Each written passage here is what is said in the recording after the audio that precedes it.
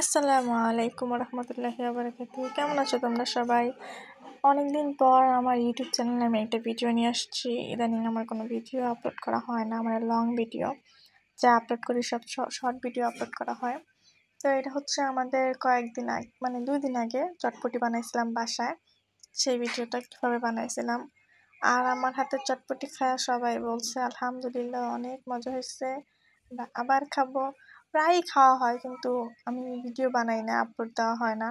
কোনো না কোনো কারণে ভিডিও সুন্দর হয় না দেখতে, এই জন্য আপলোড দেওয়া হয় না, বা অন্য কোনো একটা কারণে দেওয়া হয় না। তো এখানে টকের মধ্যে আমি শুধু যে চটপটির মশলাটা আছে ওইটা ইউজ করছি, বাড়তি কোনো মশলা ইউজ করি নাই। আর আমি এখানে একটা মিস্টেক করছি কি, আগে এই লেবুগুলো দিয়ে ফেলছি। তো যাক, টকটা বানাতে বানাতে আমাদের আবার আলু আর ডিম সিদ্ধ হয়ে গেছিলো, তাই তাড়াতাড়ি আবার এটার ফুটেজ নিতে হয়েছে।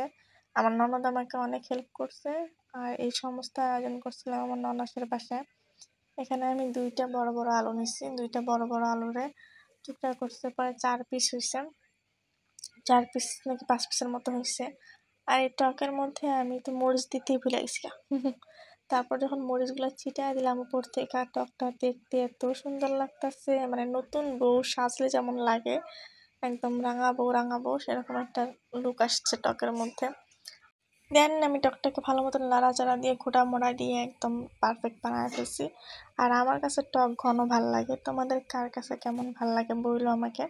আমি কিন্তু টকটা প্রচুর ঘন করে বানাইছিলাম। এখানেও ডিমটা করতেছিল, পরে আমি ডিমের এটা মানে কি বলবো, এটার ভিডিও আমি সুন্দর মতো নিতে পারি না। এখানে আমি অল্প একটু আলু দিছিলাম, ডিম দিছিলাম, তারপর এটার লুক আরও সুন্দর হয়ে গেছিলো, আরও ভালো লাগতেছিলো, আর খাইতে অনেক মজা ছিল।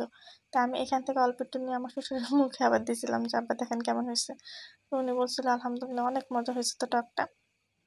তারপর চটপটের মধ্যে আমি আলুগুলা থেতো করে দিয়ে দিই, যে আলুগুলা মিক্স হয়ে যাক, ভালো লাগবে খাইতে। একটা ভুল হয়েছে কি, চটপটিতে আরও পানি দেওয়া দরকার ছিল।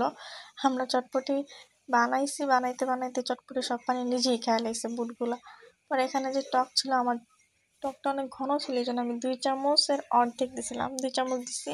তারপর একটু কম মনে হয়েছিল, পরে আবার আমি অর্ধেক দিছিলাম যাতে পারফেক্ট হয়। আর তারপর এটাকে ভালো মতন লাড়াচাড়া দিয়ে মিক্স করে নিতেছিলাম। তারপর অল্প একটু লবণ দিলাম, লবণটা কম মনে হয়েছিল এই জন্য অল্প একটু লবণ দিলাম। আর তোমরা যারা আমার ভিডিও এই পর্যন্ত দেখছো তারা সবাই আমার ভিডিওতে একটা লাইক, একটা সাবস্ক্রাইব করে দিও, তাহলে আমি অনেক হ্যাপি হব। কারণ এই ভিডিওটা আমি অনেকদিন পর ছাড়তেছি, আমি জানি না এটাতে আমার কতটুকু ভিউ আসবে। ইদানিং আমি নিজেই অনেক অলস হয়ে গেছি, যার কারণে আমার ভিডিও ছাড়া হয় না, ভিউ আসে না, সাবস্ক্রাইবারও বাড়ছে না। তোমরা সবাই যদি আরেকটু আমাকে ভালোবাসা দাও তাহলে অবশ্যই আমার ভিডিও তোমাদের ভালো লাগবে, আর আমার ফলোয়ার, সাবস্ক্রাইবার সব কিছুই বাড়বে। তারপর আমি ভাবলাম যে দূর অল্প একটু মশলা আছে পুরোটাই দিয়ে দিই। তারপর পুরোটা যখন দিছি, দেন এটার অরিজিনাল যেই লুক সেই লুকটা আসছে এবং খাইতেও মজা লাগতেছিল। আমি চাইলে এটাকে ছোট্ট একটা বা বড় একটা বাটিতে নিয়ে এটাকে সুন্দরভাবে ডেকোরেট করতে পারতাম, কিন্তু আমি ভাবলাম যে এটা যখন আমি সবাইকে দেবো তখন আমি ছোট ছোট বাটিতে সুন্দর করে ডেকোরেট করে দেবো, তাহলে অনেক ভালো দেখা যাবে। দেখো ডাবলিটা আমরা একদম এত জাল দিচ্ছি যে ডাবলিটা একদম ঝুরা ঝুরা হয়ে গেছে, প্রেসার কুকারে করছিলাম ডাবলিটা।